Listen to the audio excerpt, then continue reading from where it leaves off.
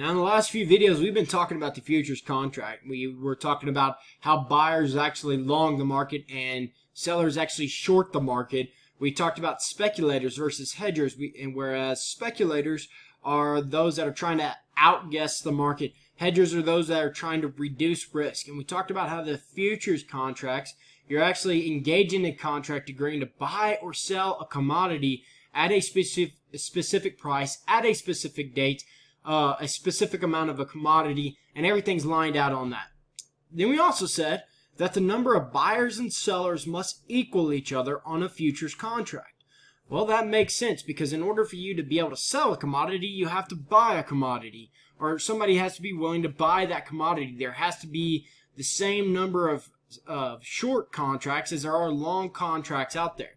Then after all that is said and done, you have to offset your contract. Where, say, for example, if you shorted the market, you would have to buy another contract back or engage in a contract where you buy that commodity back to clear the market. We really don't like where there's any contracts left over, or there's really generally never any contracts left over, because people are offsetting their contracts because you don't want to actually have to deliver that contract. So that's all in a nutshell what the futures contracts are in a very quick sense. On the other hand, we have a derivative of the futures contract, and these derivatives of the futures contracts are known as options contracts. So these option contracts are they're not a futures contract, but they give you the right to engage in a futures contract. So whenever I say they're a derivative of the futures contract, they're kind of an offshoot of the futures contract. And like I said, it gives you the right. Now, these are some key words to keep in mind, and you're going to hear me say them over and over again. It gives you the right, but not the obligation to take a position. It gives you the right, but not the obligation. So another thing, and it gives you the right to engage in a specific futures contract at a specific price at any time during the life of the option. So this is going to become a little bit more clear as we go on. But basically what it's saying is, if I engage in an options contract, then all of it's going to be laid out where I'm either going to be taking a put or a call option, which we'll get into that for a second. But it's going to give me the right at any point in time that if I want to, I can buy or sell or engage in a futures contract. I'm going to use that term, engage in a futures contract, either a long contract or a short contract, at any point in time over the course of the option, at a specific set price. It gives me that right, but I'm not necessarily obligated to do that. So let's say, for example, that it gives me the right to engage in a short position of the futures contract, but the prices actually go up. I don't want to have to buy that contract back to offset it. Well, I don't actually have to, because it gave me the right, but not necessarily that obligation. So this option aspect, the aspect that it's an option, means you get the option to get into a futures contract. Remember in that previous little example, I said I have the right to engage in a short contract or a long contract, depending on which one I want to go with. It gives me that right. It gives me that option, but I don't necessarily have to do it if prices move against me. So it gives me the option to get in that futures contract, and it's at a predetermined price level. So the put option gives you the right, but not the obligation, to sell a futures contract. So engage in more or less that short contract, or shorting the market in that futures option. So the put option gives you the right, but not the obligation to actually sell a futures contract at a specific price during that specific time period. The call option gives you the right, but not the obligation to buy a futures contract at a specific price during this specific time period. So here you're hearing those words again. It gives you the right, but not the obligation. It means that at any time I can call up the person that I have actually engaged in this option contract with, the writer of the option contract, and say, you know what, price has moved in my favor.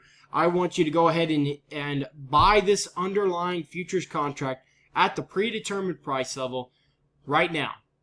So pull out a sheet of paper, write in your notes this little tidbit, and I want you to do that for the futures contract as well. I want you to write futures, And if you say sell dash short, buy dash long, and then I want you to write in there options, put dash sell, call dash buy. Because if you're going to engage in a put option, it gives you the right but not the obligation to sell a futures contract.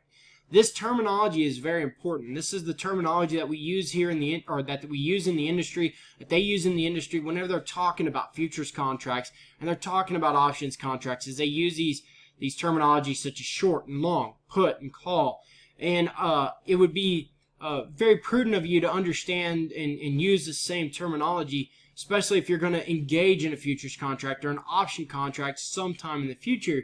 So I would write it down in your notes and study that and make sure that you understand what a put and a call is, and a short and a long. So I mentioned it before, but unlike a futures contract, the buyers and sellers of option contracts will not offset each other's positions. Whereas a futures contract, for every buyer there has to be a seller. But with an options contract, for every put option, there doesn't necessarily have to be a call option. For every call option, there doesn't necessarily have to be a put option. Matter of fact, there can be a lot more put options than call options out there. So, as we get into it, I want you to think of an options contract like an insurance policy. That is the best example that I can give, that an option contract is like an insurance policy. So, you have the writers of an option. They are the insurance companies. So the writers of the option are willing to take a set premium per unit of a commodity in exchange for the risk that the commodity of the price of the commodity may move against them. So think about your car insurance. Why do you get car insurance? Well, you get car insurance because you're worried about the risk of something bad happening, such as you get into a minor fender bender and now you've got to pay to repair your car. That's why you get car insurance, because you're worried about the risk of you actually driving. So the writer of the option is willing to take a premium to help you offset that risk. So a car insurance agent is going to take a set premium. You pay it every single month, and you pay that premium to that insurance agent or insurance company, to where if anything does happen, you get into a minor fender bender, the insurance company actually pays you, or pays that automotive repair shop to actually fix your car for you, or they might pay you to use that money to go out and fix that car. That's what an insurance company does. Well, with an options contract, you would pay this writer of the option, so that way they assume the risk of prices moving in your favor. So, or the price is moving against them. So, whenever a person engages in an options contract, let's say that they engage in a call contract where they have the right but not the obligation to engage to engage in this future contract where they agree to buy this commodity at a specific price, or agree to buy this futures contract at a specific price. Now, let's say that I decide I want to get into this call option. Well, I'm going to pay a set fee to the writer of this commodity, or writer of this options contract. I pay this set fee. I get into this contract, and I have a strike price. And the strike price is the price at which the futures market can be entered under an option. So we go ahead and decide that I have a strike price of, let's say, $135 per hundredweight, or something like that.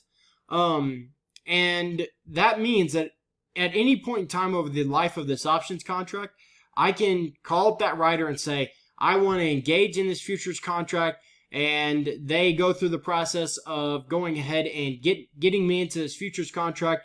And at any point in time, I can buy this futures contract at a set price, a strike price of $135. So, what if the price actually rises? I agree to do this, and I get into this options contract, and the price actually rises to, say, $165. So guess what? I haven't actually bought this futures contract yet, but I call up the writer of that option, and I say, you know what? I paid you this premium. I want to go ahead and engage in this futures contract. I want to engage my call option, and I want you to buy that futures contract at $135 per hundredweight. So what do I do then? Then I sell it back at $165 because the price moved up. And meanwhile, the writer of the option, they got to accept this premium and they still keep this premium. And we'll go through an example here in a little bit, but they still keep my premium. That doesn't change. But then I profit off of it because I was able to buy it low and sold it high. But let's say that the prices actually moved against me, and the prices actually fell to $105 per hundredweight. So they actually fell. Well, it doesn't make much sense for me to engage in this call option because I would be buying it at 135, selling it at 105, and I would actually lose money. So instead of doing that, I just say, you know what, I already paid my premium.